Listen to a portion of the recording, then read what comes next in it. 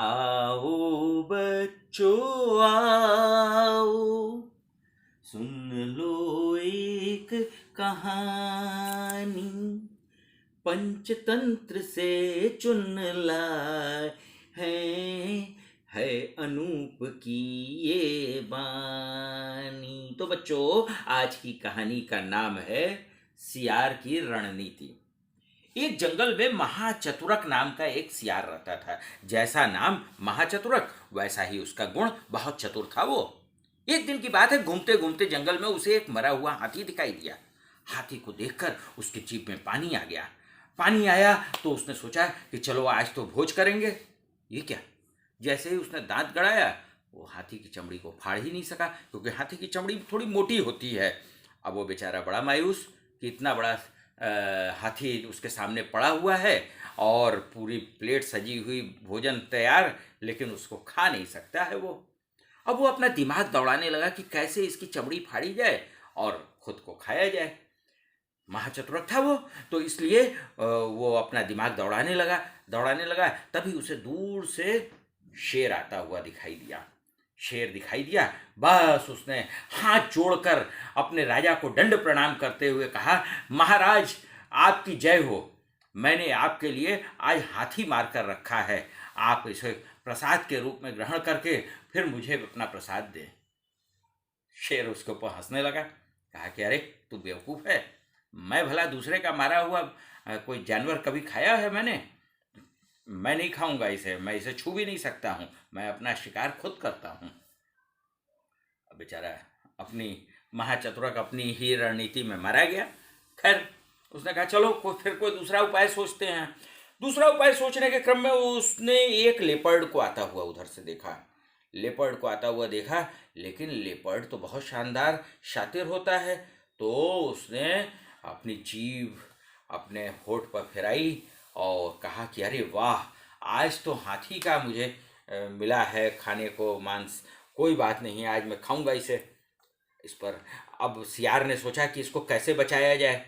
वो बस उसके दिमाग में एक आइडिया आई। उसने कहा कि तेंदुए जी, यानी लेपर्ड, आप इसको खा तो सकते हैं, लेकिन इस हाथी का शिकार महाराज सिंह ने किया है।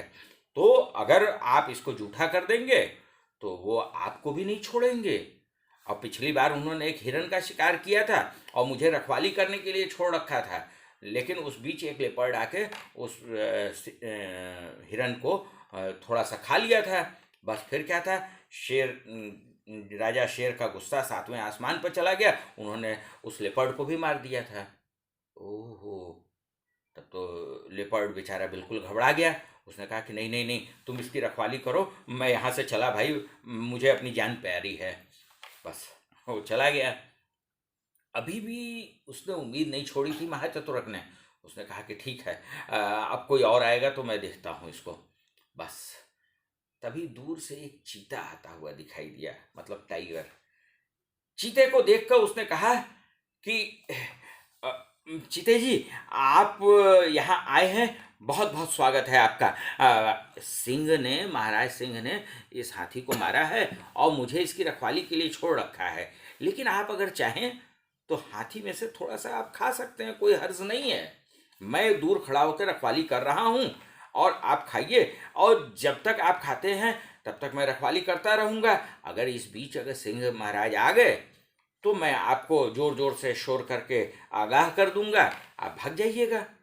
बस फिर क्या था, चीता उसकी बातों में आ गया। उसने कहा कि ठीक है, तुम थोड़ी दूर पर खड़े होकर रखवाली करो और मैं इसको खाना शुरू करता हूँ। चीते ने अपने तेज दांतों से हाथी के चमड़ी को फाड़ डाला, और जैसे ही वो खाने के लिए तैयार हुआ, वैसे ही महाचतुरक ने शोर मचाना शुरू कर दिया। महाराज आ गए, महाराज आ गए, सिंह जी महाराज आ गए। अब तो चीते की घिघी बंद गई और वो अपना दुम दबा के भाग खड़ा हुआ। इधर तो कोई सिंह विंग आए नहीं थे। बस महाचतुरक को पूरा मौका मिल गया, उसने खूब जम के हाथी की दावत उड़ाई। बच्चों, कभी अगर कोई टेढ़ा काम होता है ना, या आपके पहुँच के बाहर होता है या आपसे वो नहीं हो सकता है, तो जो काम हाथ से नहीं हो सकता है उसको दिमाग से भी किया जा सकता है। बस यही इस कहानी की विशेषता है, खासियत है। ऐसे ही आपके ज़िंदगी में बहुत से ऐसे मौके आएंगे जो कि आपको चैलेंज करेंगे। उस समय अगर आपका हाथ और पैर की ताकत ना काम दे तो दिमाग की ताकत आपके साथ होगी। तो चलिए, हम लोग तो मिलेंगे ही, मिलते रहते हैं। क्या पता कि कौन सी कहानी समय पड़ाव पर आ जाए और फिर उसके बाद हम लोगों का न मिलन हो। तो इसलिए कुछ भी बिना वायदे के हम लोग आपसे विदा लेते हैं। नमस्ते।